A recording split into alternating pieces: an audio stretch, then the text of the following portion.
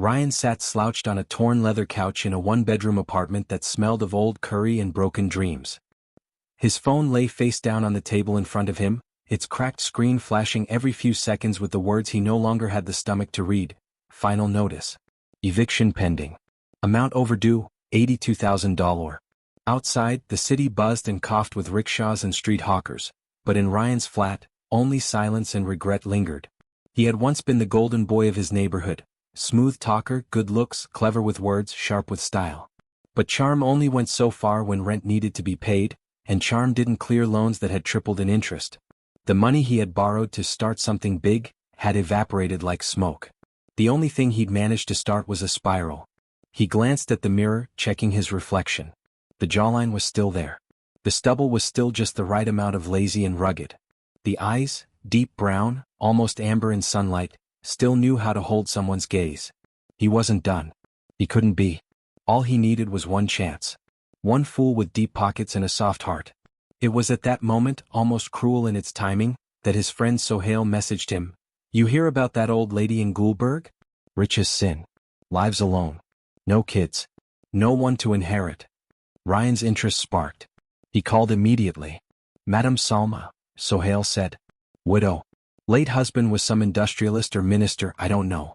She has that old colonial mansion on the hill, the one with the iron gates and creepers everywhere. You've seen it." "I thought that place was empty," Ryan said, rubbing his temple. "Nope. She's still there. Hasn't left in years. Servants say she's got cash locked away. No heirs. Just old and lonely. And you're telling me this why? You're the only con artist I know who could pull off marrying a mummy."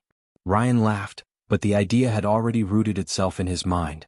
That night he took a walk to the far side of Gulberg. The estate did exist.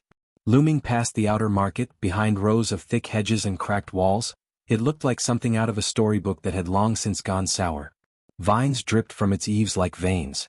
The windows were covered, but golden light shimmered through gaps in the curtains.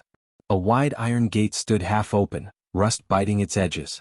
A stone lion guarded the path, one eye chipped away. Ryan stared from across the road. The house pulsed with mystery and wealth. It had once been white, pristine, powerful, but now the walls were yellowed with age, windows clouded with grime, and the whole place seemed to sag with secrets. It whispered promises to someone desperate enough to listen. And Ryan was very, very desperate. He went back to his flat and shaved. He ironed his only decent shirt. He polished his shoes. The next morning he stood in front of the gate like a visitor to a haunted palace. He rehearsed his smile, softened his eyes, made his posture humble but confident. Then he pressed the old brass bell. It echoed like a call through a tomb. A maid opened the door, aged, silent, expressionless. Her eyes moved over him slowly. He introduced himself as a volunteer from the local charity offering companionship to the elderly. It was a lie so bold and so sugary it had to taste real. She blinked, then nodded and stepped aside. He was in. The foyer smelled like rosewater and mildew. The furniture was heavy, carved wood. The air was thick. Ticking clocks echoed somewhere beyond the hall. And on a velvet settee near the window sat the woman herself. Madame Salma. She wore a silk shawl the color of dried blood, and her white hair was pinned into an elegant bun. Her fingers sparkled with rings. Her face was lined but sharp, not soft like old age should be. Her eyes, a shocking gray, watched him without blinking. Ryan bowed slightly. She didn't smile. "So," she said, voice low and dry as dust, "the living have remembered the dead." He chuckled, unsure if she was joking. She tilted her head. "You don't look like a volunteer." "Looks can be deceiving," he replied smoothly. "I know," she said. "That's why I don't believe in them." For the first time he felt something like discomfort. But he pushed it away. He complimented her home, her taste, her strength. He made himself useful, fetched tea, listened to stories of her youth, asked the right questions. She told him about her late husband, once powerful in industry, and how their marriage had been arranged. She spoke of music in Lahore before the war, of dancing in gardens long buried by concrete. He laughed at her jokes, nodded at her wisdom, and let admiration drip from his words like honey. In the following days he returned. Sometimes with roses, sometimes with sweet pastries. Always with his carefully curated charm. She never seemed surprised to see him. He'd find her in different rooms, a dusty study filled with books, an upstairs lounge with faded tapestries, a neglected greenhouse that now bloomed under her touch. Their conversations deepened. She told him no one visited her anymore. That family had long forgotten her.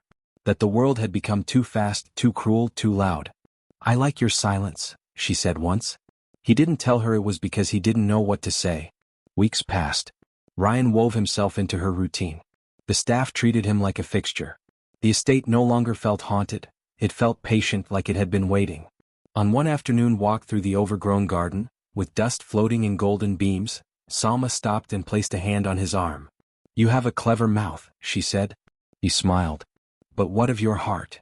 He gave her the look he'd used 1,000 times on girls in clubs and cafes. "It's yours if you want it." She studied him like someone reading an ancient map. And then, to his shock, she nodded. 3 days later she proposed. She did it without flowers, without candles. Just tea in bone china cups and a question as casually as one might ask about the weather. "If we marry," she said, "you'll inherit everything." Ryan almost choked. "But there is a condition." He straightened. "You may live here, love me or not. I don't mind honesty. But one thing is forbidden." She pointed toward the far hallway, the one with the red carpet that ended in a heavy wooden door. "You must never enter the basement. Promise me this." Ryan hesitated. He didn't care about basements. He cared about the inheritance. He nodded solemnly, heart hammering in his chest. "I promise." They married in the drawing room with only 2 witnesses, the maid and the butler. No music. No cake. Just old gold rings and a kiss that lingered longer than he expected. He moved in that night. The estate felt warmer. Quieter. As if it had accepted him. But behind the door to the basement something shifted. And the air, ever so faintly, began to hum. Ryan rose early each morning now, shaving with care, picking the best of his clothes, even if that only meant rotating between 3 decent shirts, and walking the winding, dusty road that led to the crumbling estate at the edge of Goulburg.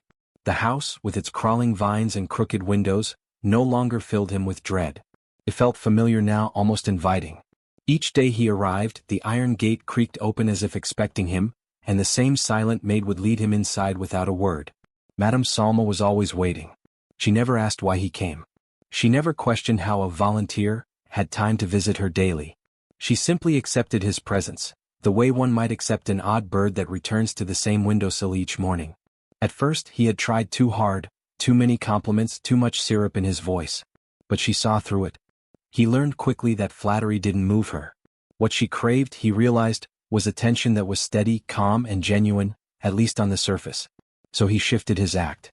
He asked her about the paintings on the walls, and she told him stories of artists long dead.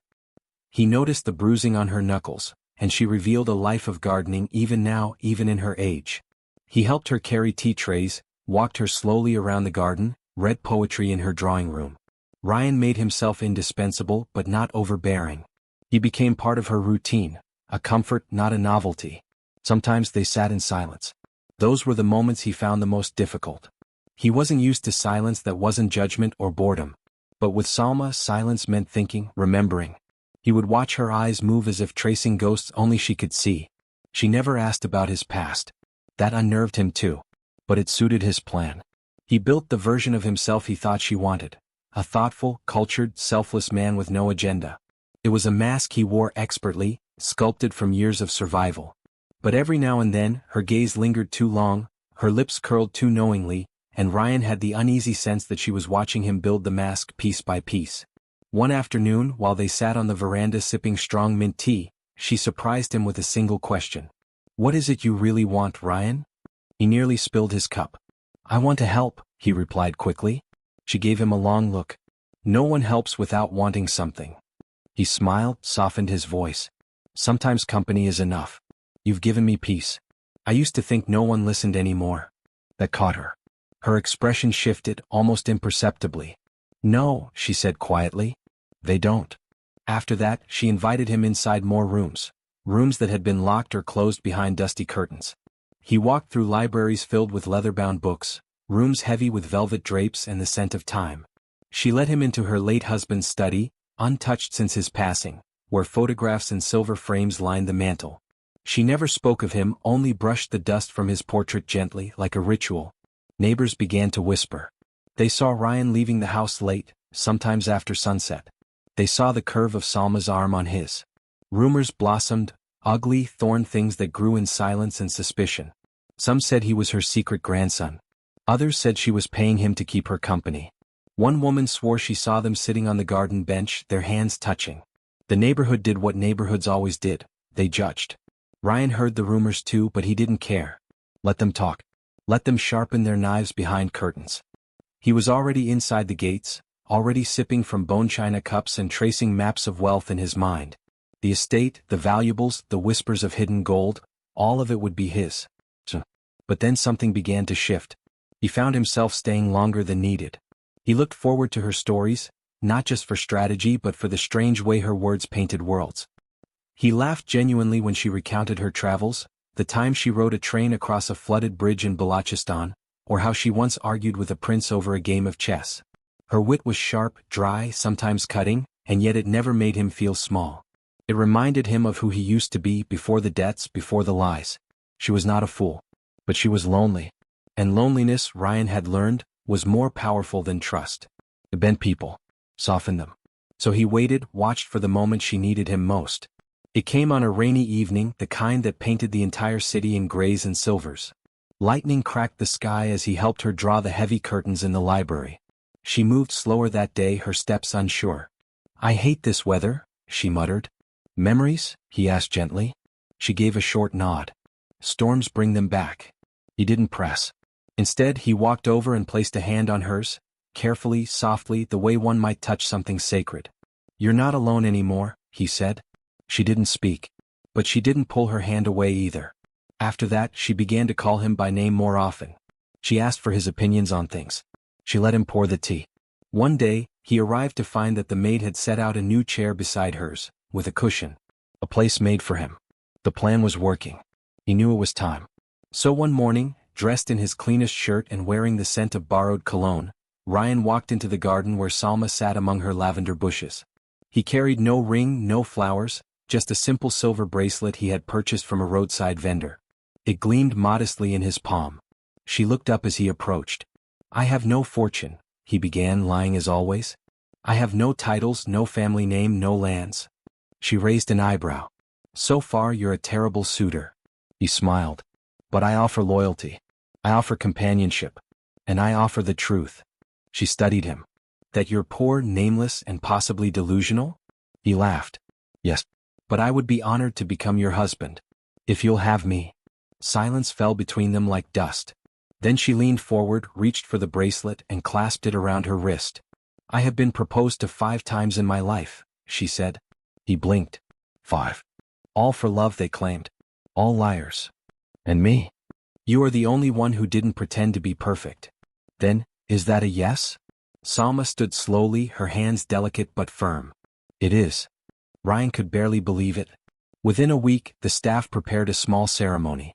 She insisted on no guests, no photographs, no fuss. He didn't argue. The rings were plain. The vows were simple. They signed the papers in her study, with the maid and butler standing as witnesses. A storm rolled in that evening, as if sealing the union with thunder. They didn't sleep in the same room that night. He didn't expect to. As he lay in a guest bedroom with satin sheets and polished floors, Ryan stared at the ceiling, stunned. It had worked. He was now husband to the wealthiest woman he had ever known. Legally, irrevocably. Everything would one day be his. And yet, sleep did not come. Because in the quiet of the house, he heard something, soft humming, faint and distant, rising from beneath the floor. And he remembered her words from weeks ago, said almost in passing. One must never enter the basement. But he hadn't promised yet. Not officially. And curiosity, like greed, never slept easy. The morning of the wedding broke slowly, like the city itself wasn't sure it wanted to wake. Mist clung to the rooftops of Gulberg, dulling the sounds of traffic and muting the call of birds. Inside Madame Salma's estate, the air was thick with rosewater and something more elusive, an anticipation that crept through the corridors like perfume with teeth. There were no drums, no processions, no laughing relatives or dancing cousins. The only sounds were the distant ticking of old clocks and the rustling of silk. The maid had polished the marble floors, dusted the chandeliers, and laid out the finest china for a small tea table in the drawing room. A faint scent of cinnamon and sandalwood lingered in the halls. A few white lilies were placed in a vase, not too many, just enough to acknowledge the occasion. Ryan stood in front of the tall hallway mirror adjusting his collar. The suit he wore was borrowed from a friend, 2 sizes too big, but it would do. He had slicked his hair back, dabbed cologne on his wrists, and practiced a smile that wasn't too triumphant. This was the performance he had been rehearsing for all his life. If he played the part well, the estate, the wealth, the accounts, all of it would one day be his. In the mirror he looked young, dashing, and poor. Perfect. The ceremony was held in the study, beneath the towering bookshelves and beside a dusty piano that hadn't been played in decades. The maid and the butler stood silently in opposite corners of the room, serving as witnesses. An official from the registrar's office arrived exactly on time, an elderly man with cloudy glasses and a trembling hand who barely looked up as he stamped the documents. Madame Salma wore a dark emerald shawl that shimmered with silver thread, and a necklace that rested against her collarbone like a chain of moonlight. Her hair was wrapped in a silk turban, her earrings heavy and old-fashioned. Her eyes, sharp and knowing as ever, never left Ryan's face. When she held out her hand for the ring, Ryan hesitated only for a second. Then he slid it onto her finger. It fit perfectly. She offered him a thin gold band in return. Her fingers trembled only slightly as she pushed it over his knuckle. When the registrar cleared his throat and declared them husband and wife, no one clapped. But Salma smiled. And Ryan, behind his lowered lashes, smirked. They sat down for tea afterward. The maid brought out spiced biscuits, fresh dates, and a small cake with no writing on it. Ryan chatted politely, saying just enough to seem present, not enough to seem eager. He spoke like a man content, not victorious. That was important. Inside he was already dreaming. He imagined sending letters to debt collectors with a single line, paid in full. He pictured himself in her late husband's study, sipping imported whiskey, counting gold coins or stock certificates, smiling at the thought of how easy it had been. The old woman was sharp, yes, but age made people lonely and loneliness made them pliable. He would be patient. He would wait out the years. A few months, a year at most. After that, everything would belong to him. He didn't notice the way the butler watched him as he bit into his cake. He didn't see the glance shared between the maid and Salma. After the registrar left and the cake was cleared, and the lilies began to wilt slightly in the vase, Salma stood and extended her hand to Ryan again, not for ceremony but for something deeper. Come, she said. You are husband now. Let me show you your home. They walked the halls together in silence. The corridors were darker now, though no lights had been turned off. The old estate seemed to exhale around them, its walls breathing in something unseen.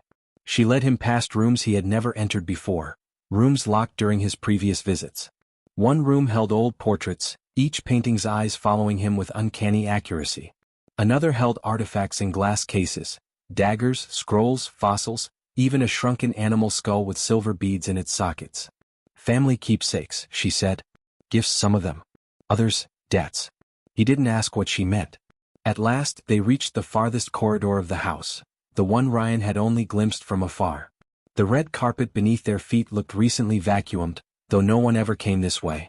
The walls were lined with faded photographs, each with names etched in golden ink. The air here was colder, thinner. The silence buzzed in his ears. They stopped in front of a heavy wooden door. The grain of the wood looked almost like veins. It stood untouched by dust, and something about it made Ryan feel as if it was not a door but a lid, something meant to stay shut. Salma turned to him, her face grave. I brought you here so you would understand. He tilted his head, trying to look calm. Understand what? I have only one rule. One. She stepped closer. You may walk freely in this house. Sleep where you like. Eat what you like. Use anything you desire. But this door, she touched the handle lightly, you must never open it. He stared at the handle. It was shaped like a claw, carved from black iron. What's inside? He asked, more curious than cautious. She paused and her voice softened. What every man wishes to find. And what every man loses when he finds it. He frowned. That sounds like a riddle. It is, she said. One you do not want to solve. Ryan chuckled lightly. You're teasing me. She looked him in the eye. I've never teased anyone in my life. Her voice wasn't threatening, but it carried weight. He straightened. Very well. I'll leave it alone. Promise me. I promise. She nodded and turned, walking back the way they came. Ryan glanced one last time at the door before following her. That night he was given a room on the second floor. The sheets smelled like jasmine. The window overlooked the garden, where moonlight turned every leaf silver. A lamp burned beside the bed, its light flickering, though there was no draft. He lay back, staring at the ceiling. He had done it. He was married. legally bound to a fortune. All he had to do now was be patient, keep playing the role and wait. But the door itched in his thoughts like a wound beneath bandages. Why had she shown it to him? Why give him a secret if not to tempt him? He rolled over. He told himself it didn't matter. There was no need to rush. He had time now. And yet, in the deep quiet of the house, he heard something. A vibration. Not a sound exactly. More like resonance. Like a string pulled taut in a faraway room. Or breath behind a locked door. He sat up. The corridor outside his room was dark. The air smelled faintly of roses and something iron. He walked to the window and opened it slightly. A cool wind kissed his skin. The garden below swayed gently. Somewhere a night bird called. Then, again that vibration. It passed through the walls like a sigh. He closed the window and went back to bed. But he didn't sleep. Not really. In his dreams the door opened. And behind it something smiled. At first he kept his promise. Ryan filled his days with the subtle dance of becoming irreplaceable. He accompanied Madame Salma on her slow walks through the garden, listened with patient attention to her rambling tales about the origins of the estate, and nodded when she pointed to certain trees and whispered names he didn't recognize. At meals, he offered her the best cuts, poured her tea just right, and asked gentle questions about her past. She answered some. Others, she deflected with the faintest of smirks. Still, she seemed pleased with him, and that, Ryan told himself, was all that mattered. But the door pulled at him. Every corridor in the estate had its mood. Some rooms smelled of time and dust, others like faded perfume and preserved memories. The main hall where they often sat carried the scent of lavender and lemon wood. But the corridor that held the basement door, it was different. It was quiet, not peacefully so but unnaturally. The kind of quiet that makes a man feel like he's not alone even when he is. Ryan avoided it at first. Not because of the promise but because he knew the strength of temptation. Like any gambler, he had learned to stay away from the table if the dice were cursed. But curiosity is a kind of hunger, and like hunger, it grows when ignored. The first time he noticed something strange, he was returning from the library, a stack of books in his arms. The corridor was empty. The afternoon sun painted streaks of light across the floor. But from the base of the stairs he thought he heard it, faint, almost nothing. A hum. Just a single note, low and long, like someone was breathing through a flute behind the door. It was gone as soon as he paused to listen. He shook his head and walked on. But it happened again the next day. And again at night. At first he told himself it was his mind. Old houses moaned, he reasoned. Pipes groaned, wind hissed through old beams. But the humming was always the same, low, female, wordless. And always behind the same door. Then there was Salma. She had changed. Subtly, yes, but the details were adding up. She spent more time alone. She disappeared into her chambers at dusk and was not seen again until late the next morning. The staff, silent, obedient, never explained where she went. The maid would simply shake her head when Ryan asked, and the butler would pretend he hadn't heard. Once, Ryan knocked softly on her door in the evening, claiming he wanted to discuss repairs to the garden wall. There was no answer, but a moment later he heard footsteps. Not coming to the door, but descending a staircase somewhere deep in the house. Steps that grew fainter and fainter until they vanished. He waited. She never returned that night. Ryan lay awake in bed, trying to piece together his unease. The marriage was real, legal, binding. He'd seen the documents, felt the weight of the ring on his finger. Yet the wealth still seemed distant, intangible. She spoke nothing of inheritance or accounts. There were no discussions of joint holdings or shared decisions. It was as if the wedding had been a mere formality, for her benefit, not his. He began to roam. During the days when Salma was in her garden or napping, he explored the house. He opened drawers, peeked into closets, scanned shelves for anything useful. He found books on strange topics, herbal poisons, ancestral rites, Eastern burial customs. He found letters from decades ago, all signed by women's names he didn't recognize. In one drawer he discovered a velvet pouch containing 6 small teeth, each engraved with a different symbol. He put them back carefully. He never found a key to the basement. The door, thick and unyielding, remained shut. Its iron handle stayed cool even in the midday heat. There was no keyhole, no visible mechanism. Just the door and the silence behind it. Or what should have been silence. The humming returned nightly now. Sometimes it came in waves, almost like lullabies. At other times it was frantic, discordant notes, rising and falling like some creature's breathing. Once he pressed his ear against the wood. A sudden chill ran down his spine. He heard something else then. A whisper. His name. He pulled away immediately, heart pounding. Still he returned. He touched the frame. Ran his fingers along the edges. Knocked once, then twice. No answer. By the 5th day he had memorized the grooves of the door's grain, like a prisoner counting bricks in a cell. He dreamed about it. Dreamed he opened it, and behind it was not a staircase but a hallway of mirrors. In one he saw himself old and rich. In another he saw himself screaming, his mouth full of earth. Salma remained distant but never cold. She smiled at him at breakfast, complimented his grooming, asked about his sleep. But her eyes, those deep, dark eyes, watched him too closely. One morning, over toast and marmalade, she asked, "You're restless." Ryan shrugged. "Too much tea." She said. "Not too much curiosity?" He froze for half a breath. Then smiled. "Should I be curious?" She sipped her tea. "Curiosity is a beautiful thing. Until it's hungry." He changed the subject. But her words nested in his mind like thorns. The staff avoided the corridor entirely. Ryan tested this one afternoon, pretending to lose a glove near the basement stairs. When he asked the maid to help search, she hesitated, then muttered that it was better to let lost things stay lost. Her hands trembled as she turned away. He asked the butler once what lay behind the door. The old man didn't blink. "Stone and roots, sir." "And?" "Some roots grow upward." That night the humming was louder.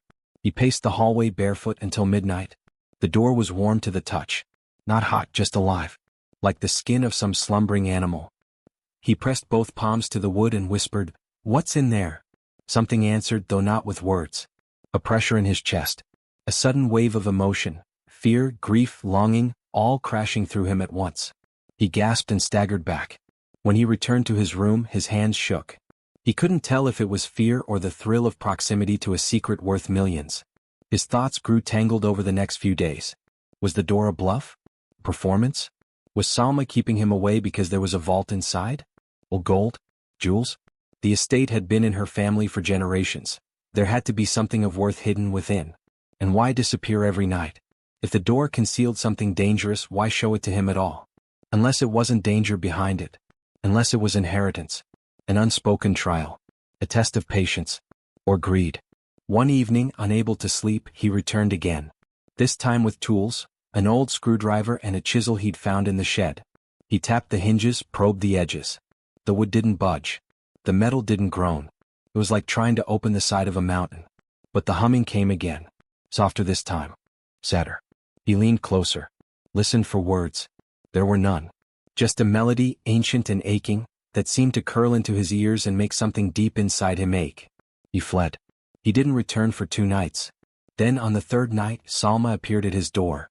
She wore a midnight blue robe and no jewelry. Her face was unreadable. "You look tired," she said. "Strange dreams," he replied. "Dreams often begin at doors." He waited for her to say more. She didn't. She placed something on his nightstand, a cup of warm milk, fragrant with cardamom and cloves.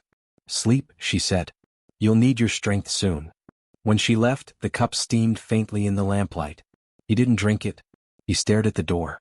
The humming returned. And now it seemed to be waiting. Ryan had always believed in one kind of magic. Money. It shaped lives, toppled kings, erased sins. For all his charm and schemes, that was what guided him through the dark alleys of debt and into this gilded estate. But now something else had crept into his bones. Something older. Not magic of gold or paper, but of shadow and whisper. The kind of magic that made walls breathe and locked doors hum lullabies that didn't belong in the world of the living.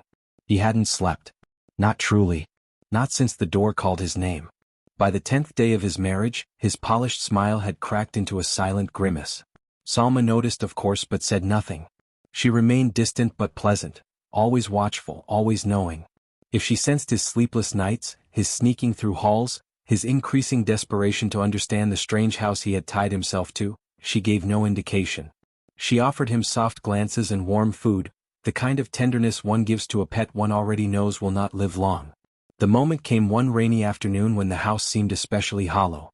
Salma was out, some errand in the city, she had said. The butler had taken the car. The maid was upstairs. Ryan, pacing like a caged fox, wandered into the study. He had searched it before, but always quickly, always cautiously. This time he moved like a man chasing breath underwater. He pulled books from the shelves, rifled through drawers, tapped for hidden panels. At the base of one bookcase he noticed something odd, a small strip of worn wood slightly out of place. He pried at it gently. It popped loose with a soft snap. Behind it was a hollow, narrow space containing a single black ledger. It was wrapped in a sheet of faded silk. No dust. As if it had been placed there recently. Or frequently opened. Hands trembling, he unwrapped it. The ledger was bound in cracked leather and sealed with a bronze clasp. When he opened it, a gust of dry, peppery air struck his face, like the breath of something old exhaling at last. The first page was blank except for one word written in ink that shimmered faintly, even in the gloom. Ledger of the Taken. He flipped to the next page. Names. Dozens of them. No surnames. Just first names carefully inked in the same sharp hand. Idris. Faison. Omar. Denial. Idris. Each name had a date beside it. And a symbol. Some were crescents. Others were spirals, arrows, stars with too many points. The dates stretched back decades. Centuries perhaps. Some in standard format, others in old, unfamiliar notations. He turned more pages. More names. All men. All young. All of them underlined in red. Some had brief notes beside them. Laughed too easily. Tried the door. Too proud. Did not scream. Ryan's fingers began to shake. He turned faster now, page after page of names, dates, and cryptic notes. Occasionally, a page was torn or smudged as if ink had refused to stay in place. Once, an entire page had been blackened, the paper warped from heat. In the center of the book he found a page unlike the rest. Instead of names it had a drawing, elegant, precise. A tree. But not like any tree he knew. Its roots curled into skulls, its branches into flames. And beneath it a woman's face. Eyes closed. Lips parted in a silent song. Symbols bled from her mouth like breath. He snapped the book shut. The silence of the room suddenly felt full. Too full. He pressed the book to his chest, heart thundering. What was this? A record? A ritual? He returned to the first page. Ledger of the Taken. Taken by whom? Or what? He tried to reason with himself. Maybe it was old family history. Maybe Salma's ancestors were scribes, collectors of folklore. Maybe. But no. The names were too fresh. The dates too recent. The notes too personal. He recognized one name, Alian. He had seen it in a framed photograph near the upstairs landing, a handsome young man beside Salma, smiling broadly, arms around her shoulders. The date beside his name? 6 years ago. The note? Charming but hollow. He nearly dropped the book. He had joked about being her next husband, the next beneficiary of her estate. But what if he wasn't the first to think that way? What if she had lured others before him, dozens, hundreds even, and all of them had disappeared? No funerals. No graves. Just dates. Symbols. Notes. Taken. Ryan backed away from the shelf, clutching the book like a relic that might catch fire. He needed to run. To leave this place. To escape. But where? Would she let him go? He stuffed the ledger under his shirt and crept toward the hallway. The corridor was empty. No humming from the door this time. No whispers. Only the sound of rain tapping against the stained glass windows like a warning. He reached the staircase but paused. What if she found the ledger missing? Would she come for him? Would the house? He darted into his bedroom, locked the door and pulled the curtains closed. He lit a single lamp and laid the book on the floor.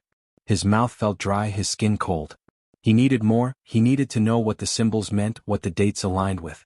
He flipped back through the pages, tracing the pattern of symbols. Some repeated. Some only appeared once. One symbol, a downward spiral coiled around a dagger, appeared beside only 3 names. And then, on the second-to-last page he saw something that made him freeze. His name. Written in ink still fresh. Ryan. The date was today. The symbol was that same downward spiral. There was no note yet. Just the name. The date. The mark. He stumbled back, knocking over the lamp. Shadows leapt up the walls. He clutched his mouth to keep from screaming. Had she already written him in? Or had something else? The ink was fresh. Still drying. Had she known he would find it? Or had the ledger written itself? He slammed the book shut and shoved it under the bed. 4 hours he sat against the wall, knees pulled to his chest, listening for footsteps. But none came. Not the maid. Not the butler. Not Salma. The house waited. At some point, exhaustion took him and he drifted into sleep. He dreamed of the tree. Its roots wrapped around his legs. Its branches grew through his ribs. And Salma, calm and patient, stood at its base, whispering to the bark. When he woke, it was evening. The room was colder than before. On his nightstand was a plate of fruit and a folded napkin. He didn't hear anyone enter. He didn't touch the food. He reached for the book, but it was gone. Under the bed, nothing. No dust, no imprint. As if it had never existed. His mind screamed at him.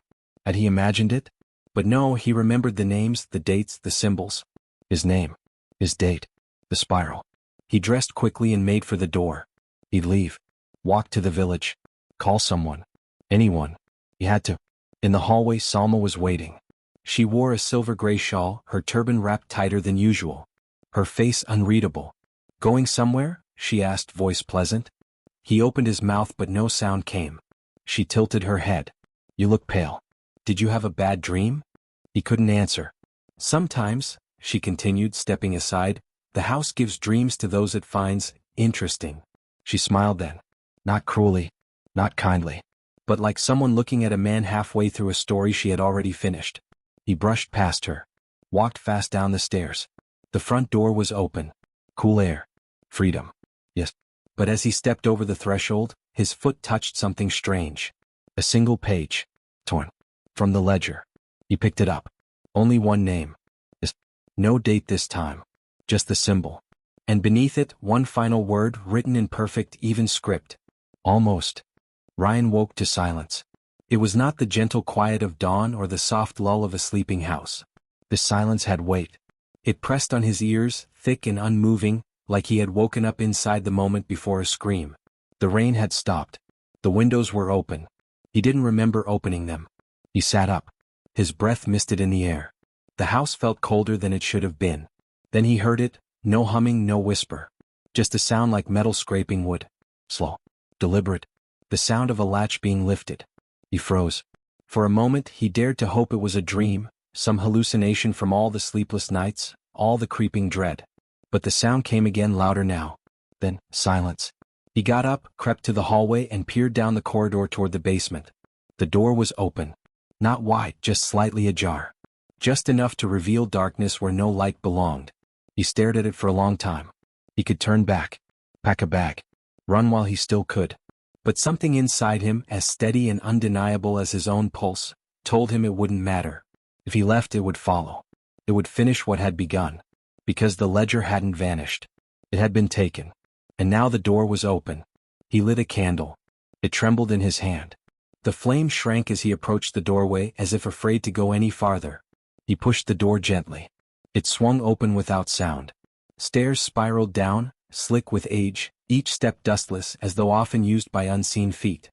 The air smelled of earth and something else, something sweet and rotting at once, like overripe fruit left in the dark. He descended. Step by step, into silence so deep it buzzed in his ears. The candle flickered madly, barely holding. At the bottom, he stepped into a chamber not made by men. There were no concrete walls. No wooden beams. Just stone, smooth and curved, breathing like skin. It felt alive. The room was circular, vast and strangely lit. A soft violet glow pulsed from somewhere unseen, coming in waves like a heartbeat. In the center stood a pedestal. Upon it, a bowl carved from dark obsidian, rimmed with ancient symbols, symbols he recognized from the ledger. Around the room, statues. Figures frozen in poses of agony or ecstasy. Mouths open in screams or song. Eyes wide or missing altogether. All young. All familiar. He didn't want to look too closely. He knew if he stared long enough, he'd recognize their faces. Whispers began. Not in his ear. Inside his head. Ryan. Almost. Chosen. Dead. The voices came from everywhere. Nowhere. He backed away, but the stairs were gone. There was only the shrine, the bowl, and the whispers. Then, her voice. Not Salma's now, but something through her. You came. He turned, heart racing. She was standing just beyond the candlelight, her robe blending into the shadows, her face half-lit. You weren't supposed to come this far, she said softly. But some doors open for those who are meant to enter. What is this? He asked, voice shaking. The end, she said. Or the beginning. The pedestal pulsed. The bowl shimmered. You've seen the ledger, she continued. You know what's asked. No, he whispered. No, I didn't ask for this. You didn't have to, she said. Greed is a prayer of its own. He shook his head. The whispers grew louder. Ryan. Offer. Blood. He looked at the bowl. It was empty but thirsty. She stepped closer. Her face shifted in the strange light. Not old. Not young. Timeless. Terrifying. This house lives on memory, she said. It must be fed. And the price is always truth. He backed away, candle trembling. But the shadows followed. You thought it would be gold, she said. But the true wealth of this house is what it keeps. Secrets. Names. Souls. What do you want from me? Your voice, she whispered. Your guilt. Your truth. The bowl glowed. He felt a pull, like his chest was being unstitched. I didn't love you, he confessed, shaking. I wanted your money. I lied. The candle went out. The shadows surged. The bowl filled with something dark and red. The room trembled. She smiled.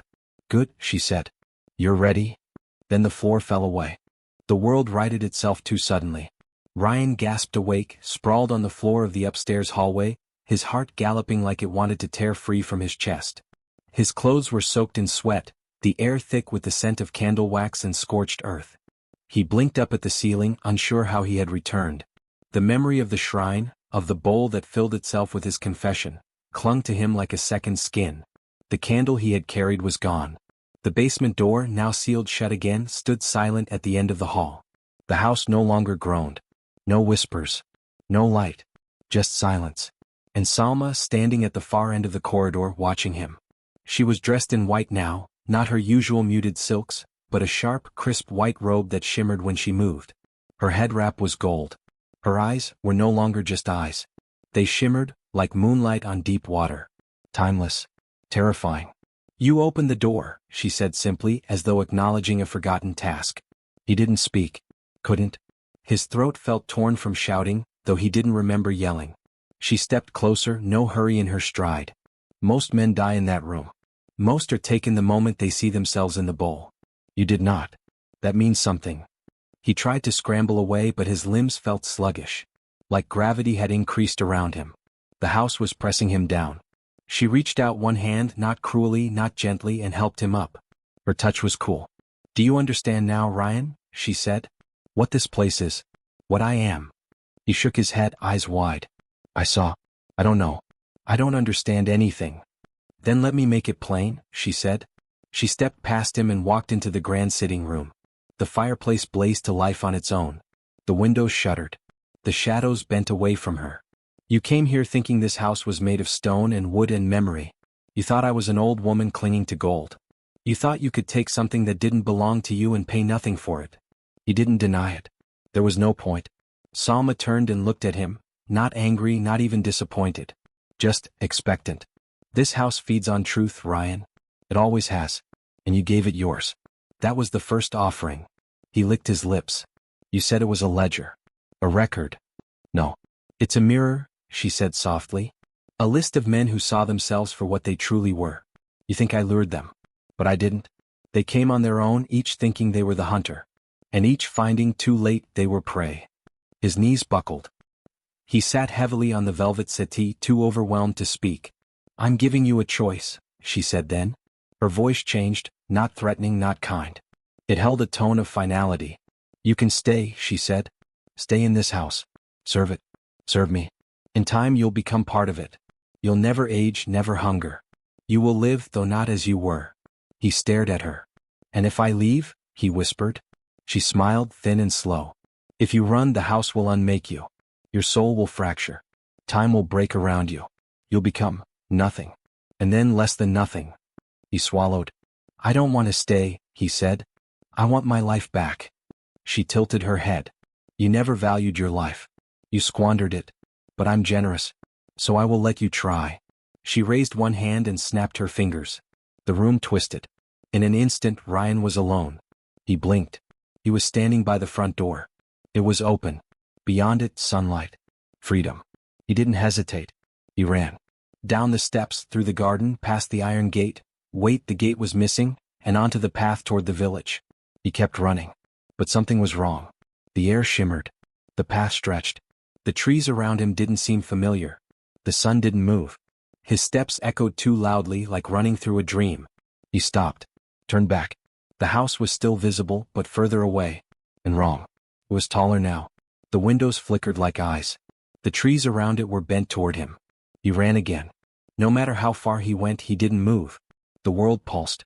The wind changed directions. He screamed. But no one heard. No birds. No insects. Just the sound of his own breath, ragged and useless. He turned again, and the house was in front of him. Not behind. His heart dropped. It had shifted. Time wasn't moving forward. Or backward. It was circling. He was trapped. He walked, trying every direction. But the garden always returned. The gravel always crunched the same way. The trees always looked twisted just slightly wrong. Finally, exhausted, he collapsed beneath a stone arch by the courtyard, panting, broken. The door creaked open again. Salma stood in it. Waiting. No smugness. No triumph. Just patience. "You ran," she said. "I tried," he rasped. She nodded. "I always let them try." He looked up at her. "Why me?" he whispered. She knelt beside him. "You're not the first," she said. "You won't be the last. This house draws those who lie to themselves. And you were so sure you'd get away with it. So sure no one was watching." Tears sprang to his eyes. He didn't know if they were from fear or grief, or the loss of everything he had ever been. "You can still choose," she whispered. "Not who you were. That man is already gone. But who you become." He looked up at her. "What does serving you mean?" She didn't answer. Not with words. Instead, she offered him her hand again. The same way she had in the hallway. Cold. Steady. Final. He took it. And the house sighed, long and low and satisfied. The doors closed behind them. Outside, the sun resumed its arc. But for Ryan, time moved differently now. He wasn't husband. He wasn't lover. He wasn't prisoner. He was keeper. And beneath the floorboards, the shrine waited for the next voice to confess. The next morning dawned soft and golden, as if the world itself had forgotten what had happened the night before. The birds sang. The leaves rustled. The sky bore no mark of what Ryan had seen, or what he had become. In the garden of the old manor house, a young man swept the stones. His back was straight, his hands sure and steady, but his face bore no name. Not one the neighbors recognized anyway. His eyes didn't quite meet theirs when they passed the gate. He was dressed in a crisp linen shirt and trousers that seemed a little too clean, a little too stiff, like they had never belonged to a man who'd truly lived in them. He moved as though the rhythm of the broom was older than he was. He did not speak. Not a word. He simply swept. At first, they assumed Salma had taken on a new servant. Perhaps someone hired from the next village over, or sent by distant family. But when old Mrs. Habib called a cheerful good morning through the hedges, the man didn't turn. When curious children lingered by the fence, whispering about the tall stranger with the faraway eyes, he didn't look up. Years passed, but the house at the end of the winding lane never changed. The ivy stayed green even through winter. The garden always bloomed, no matter the season. And every so often, someone would see the widow, graceful, elegant, and far too young for someone who had supposedly buried 3 husbands. Or was it 4? No one knew for sure anymore. Time twisted around Madame Salma's house, like the vines curling up its wrought iron gate. What was once rumor became a kind of reverent silence. The villagers still whispered, but only when they were well away from the estate. They said she hadn't aged a day in 10 years. Her skin still glowed like honey in the sun. Her steps were light. Her laughter, when it drifted down the hill during her solitary afternoon teas, was delicate as falling petals. But no one ever laughed with her. She always had company though. Always a man. Young. Handsome. Always quiet. Too quiet. Never from the village. Never speaking. Always seen tending to the roses or cleaning the veranda. And always after a year or two gone. Not dead, at least not officially. Just missing. The police had once tried to investigate. But the house sat on ancient land, tangled in ownership, protected by arcane clauses no one could untangle. And besides, the widow was wealthy. Polite. Well-connected. Charming. The rumors outlived the inquiries. Some said her guests were simply paid companions, and when the contract was done, they left. Others whispered that her garden was a graveyard, that each flower bloomed from the bones of a lover who had gone too deep. But no one ever proved anything. Still, no one dared knock again. Not after the last boy. A traveler. Tall, clever-eyed, quick with a joke. He swaggered into the village and made no secret of his intentions. He boasted in the tavern that he'd win the heart and purse of the lonely widow. Said he'd be rich by year's end. He even dared approach the gate. The villagers watched from behind curtains, holding their breath as he rang the bell and stood there, waiting. The gate opened. No one saw Madame Salma greet him. No one saw him step inside. But they all saw the gate close behind him. 3 days later the humming began. A low, sweet melody. Not quite a song. Not quite a moan. It drifted from the estate at night, curling through the fog and between the windows. Some swore it came from beneath the earth itself. Others said it came from the trees. And one boy, a curious lad who'd crept too close, claimed he saw hands in the windows, dozens of them, pressed against the glass like echoes. By the end of the week, the traveler was gone. The humming stopped. And the widow could once again be seen at tea, a new shadow standing behind her, sweeping leaves from the steps. She never looked out at the village. She never came down the hill. But sometimes, when the air was still and the moon was high, those who lived nearby swore they saw lights moving behind the curtains. Others claimed that if you walked past the gate at the wrong time, at dusk during the last bird call of the day, you'd feel a chill crawl up your spine. And if you heard humming, it was already too late. They told children to stay away. They told stories by the fire, of gold that turned to dust, of smiles that hid teeth, of houses that remembered every broken promise. The legend grew not because of what they knew but because of what they feared. And Madame Salma, widow of many names, keeper of a house that no longer lived by mortal rules, simply smiled from her window and poured another cup of tea.